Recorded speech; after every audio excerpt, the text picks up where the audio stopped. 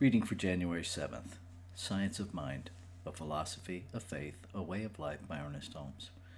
Reading from page 29, paragraph 3 through page 34, paragraph 2, using inclusive language. Limitless power at our disposal.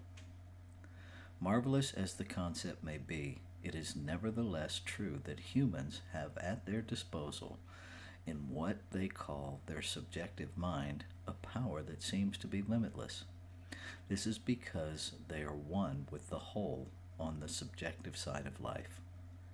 Our thought, falling into our subjective mind, merges with the universal subjective mind and becomes the law of our life through the one great law of all life. There are not two subjective minds. There is but one subjective mind, and what we call our subjective mind is really the use we are making of the one law. Each individual maintains their identity in law through their personal use of it, and each is drawing from life what they think into it. To learn how to think is to learn how to live, for our thoughts go into a medium that is infinite in its ability to do and to be. People, by thinking, can bring into their experience whatsoever they desire, if they think correctly, and become a living embodiment of their thoughts. This is not done by holding thoughts, but by knowing the truth. Within us, then, there is a creative field, which we call the subjective mind. Around us, there is a creative field, which we call subjective. One is universal and the other is individual, but in reality they are one. There is one mental law in the universe, and where we use it, it becomes our law because we have individualized it. It is impossible to plumb the depths of the individual mind because the individual mind is really not individual, but individualized. Behind the individual is the universal, which has no limits. In this concept alone lies the possibility of eternal and endless expansion. Everyone is universal on the subjective side of life, an individual only at the point of conscious perception. The riddle is solved, and we all use the creative power of the universal mind every time we use our mind. All thought is creative. Since this is true, it follows that we cannot say that one thought is creative while another is not. We must say that all thought is creative according to the nature, impulse, emotion, or conviction behind the thought. Thought creates a mold in the subjective, in which the idea is accepted and poured, and sets power in motion in accordance with the thought. Ignorance of this excuses no one from its effects, for we are dealing with law and not with whimsical fancy. The conscious mind is superior to the subjective and may consciously use it. Great as the subconscious is, its tendency is set in motion by the conscious thought, and in this possibility lies the path to freedom. The karmic law is not kismet, it is not fate, but cause and effect. It is a taskmaster to the unwise, a servant to the wise. The road to freedom is not mysterious. Experience has taught us that the subjective tendency of this intelligent awe of creative force may consciously be directed and definitely used. This is the greatest discovery of all time. There is no mystery here, but a profound fact and a demonstrable one. The road to freedom lies not through mysteries or occult performances, but through the intelligent use of nature's forces and laws. The law of mind is a natural law in the spiritual world. But what do we mean by the spiritual world? We mean the world of conscious intelligence. The subjective is a world of law and of mechanical order in our lives. It is largely a reaction, an effect, a way.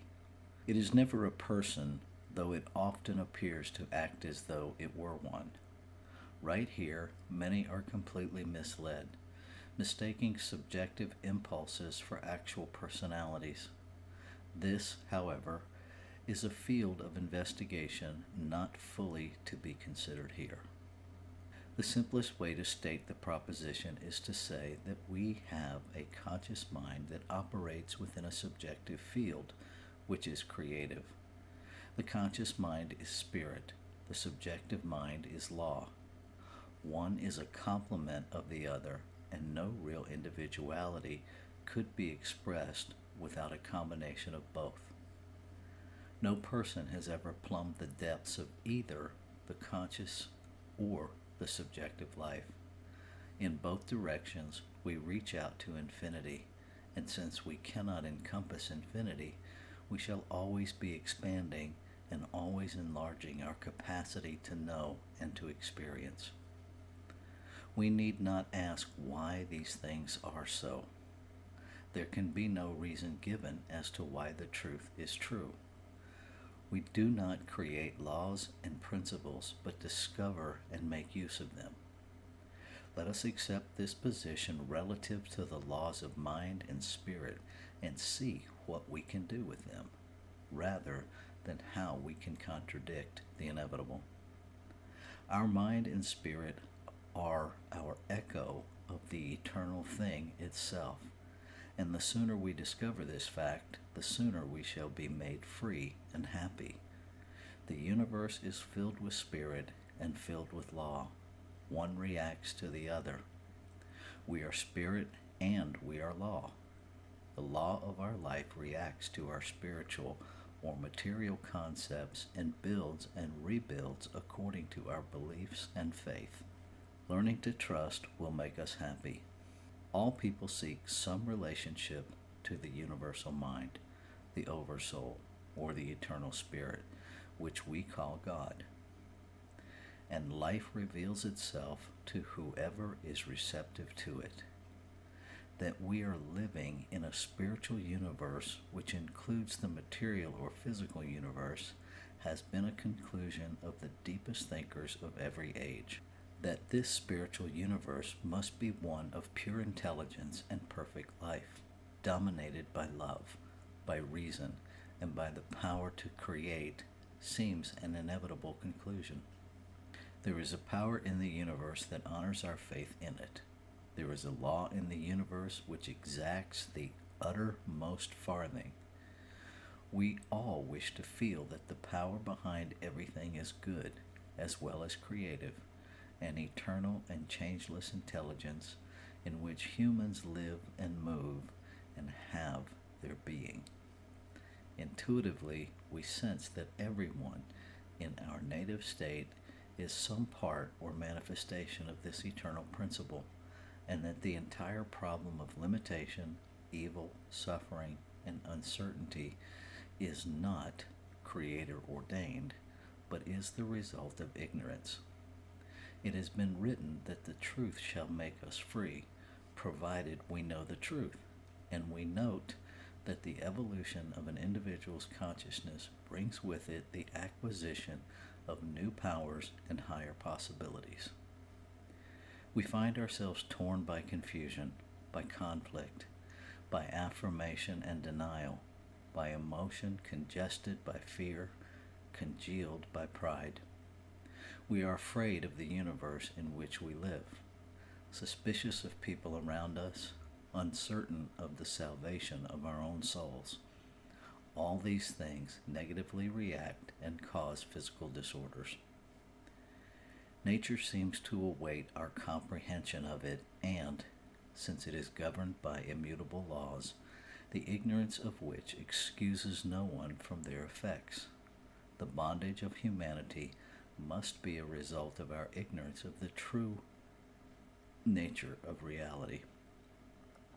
The storehouse of nature may be filled with good, but this good is locked to the ignorant. The key to this door is held in the mind of intelligence, working in accordance with universal law. Through experience, we learn what is really good and satisfying, what is truly worthwhile. Our own intelligence increases, and our capacity to understand the subtle laws of nature grows. we will gradually be set free. As we learn the truth will automatically free us. When we learn to trust the universe, we shall be happy, prosperous, and well. We must learn to come under that divine government and accept the fact that nature's table is ever filled. Never was there a cosmic famine. The finite alone has wrought and suffered. The infinite lies stretched in smiling repose. Creator is always Creator. No matter what our emotional storm or what our subjective situation may be, there is always a something hidden in the inner being that has never been violated. We may stumble, but always there is that eternal voice forever whispering within our ear, that thing which causes the eternal quest, that thing which forever sings and sings. Divine nature is in everyone. This is the thing itself. Briefly, let us recapitulate. There is that within every individual which partakes of the nature of the universal wholeness and, insofar as it operates, is Creator. That is the meaning of the word Emmanuel, the meaning of the word Christ. There is that within us which partakes of the nature of the divine being, and since it partakes of the nature of the divine being, we are divine. It reacts to us according to our belief in it, and it is an immutable law, subject to the use of the least among us, no respecter of persons. It cannot be bound. Our soul will never change or violate its own nature. All the denying of it will never change it. All the affirming of it will never make it any more than it is. But since it is what it is, and works in the way that it works, it appears to each through their belief. It is done unto each one of us as we believe. We will say, then, that in spirit we are one with Creator. But what of the great law of the universe? If we are really one with the whole, we must be one with the law of the whole, as well as one with the spirit of the whole. If we try to find something difficult to grasp, then we shall never grasp it, because we shall always think of it as incomprehensible. The mind which we discover within us is the mind that governs everything. This is the thing itself, and we should recognize its simplicity.